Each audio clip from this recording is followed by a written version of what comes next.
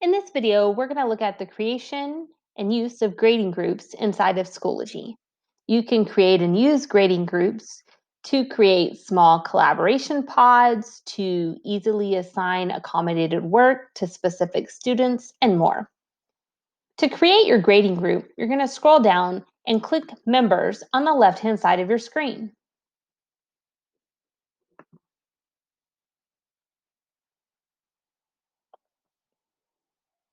Once you're here on the Members screen, you will see all of your students populated. On the right-hand side, you will see the option to create grading groups. When I click grading group, the first thing it's going to do is ask me to name the grading group. So in this example, I'm going to say 1 for first 9 weeks. This is group number 1. And maybe this is just a collaboration group.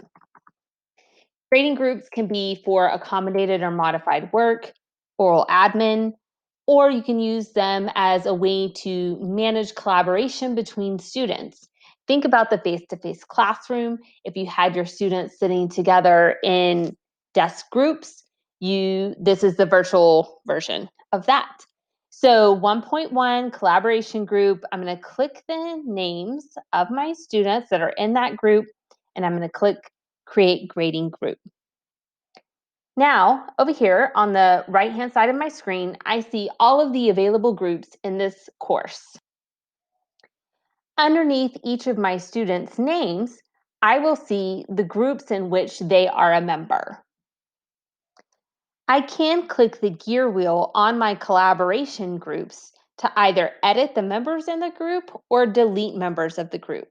However, proceed using both of those options with caution. And here's why. I can click the edit button and edit members of the group. So in this collaboration group right now, I have Paige and Peyton as members. So any work assigned to this group is only visible to Paige and Peyton.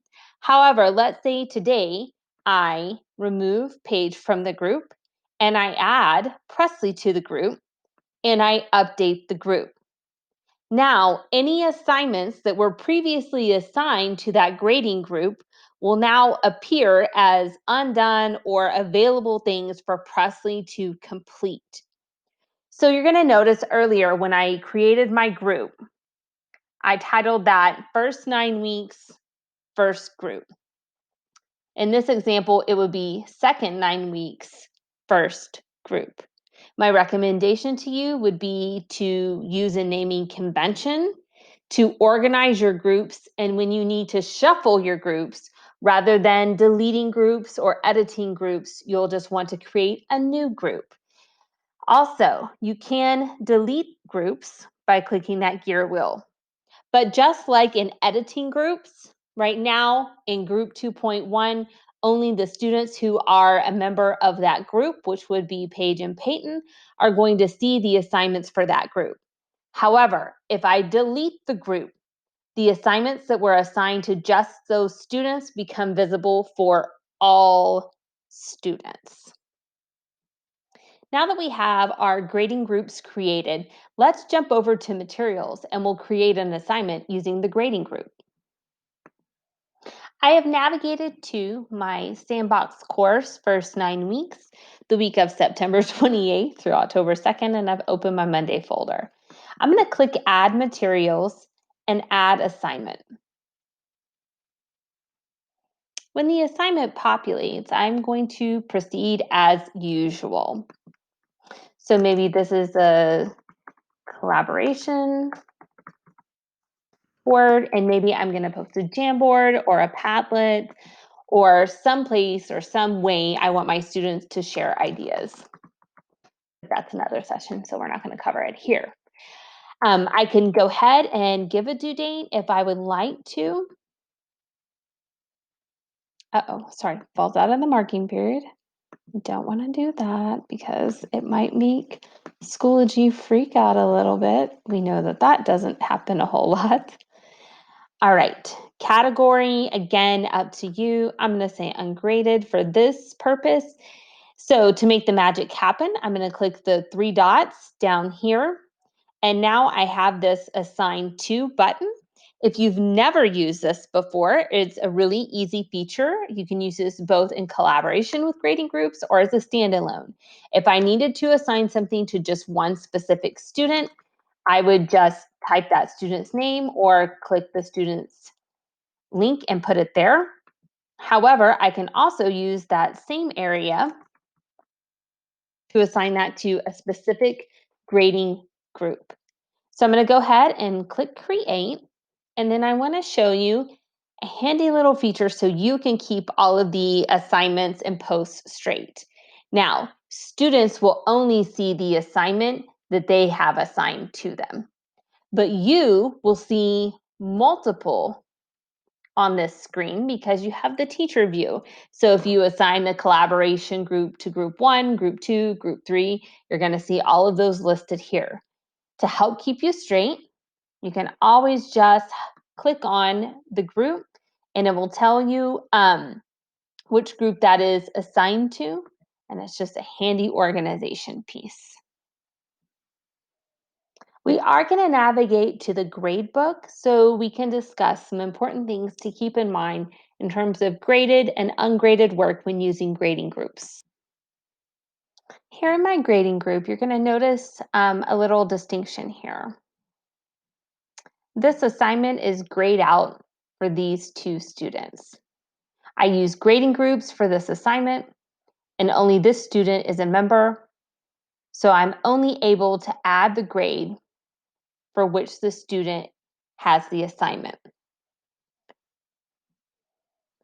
So in my teacher grade book, you're going to notice that I have a lot of assignments with a similar name. There are those collaboration boards that I posted, and the ability to enter a grade for those or to give feedback is contingent upon the students who have the assignment.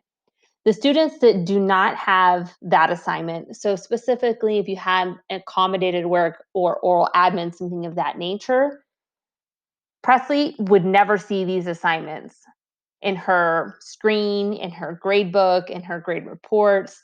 It's not going to appear for her here in Schoology. In the teacher view that we're looking at, we are going to see each column. But just know that's just for us as teachers. However, this individual assigned piece does not communicate or cross over when we sync assignments into TAC. For example, this collaboration assignment here is only available to Paige, not available to Peyton or Presley. However, I'm looking at this in Schoology. If I looked at this same assignment in TAC, this column would appear for all students, and I could plug in a grade for all students on this assignment. So you see how this could be problematic. If you create assignments using grading groups and you mark them as graded with the intention to sync them to TAG, it will create columns for the same assignment, multiple columns, kind of like you see here, and I will either have to plug in grades or excuse students who do not see these assignments. If you use the grading groups often, students and parents are going to see a lot of excused work. My recommendation to you on this would be to create grading groups assignments as ungraded pieces. If you need to go in and plug a grade, you can do it manually here in Schoology and sync it over into TAC, or you can create a column in TAC and manually enter the grades there.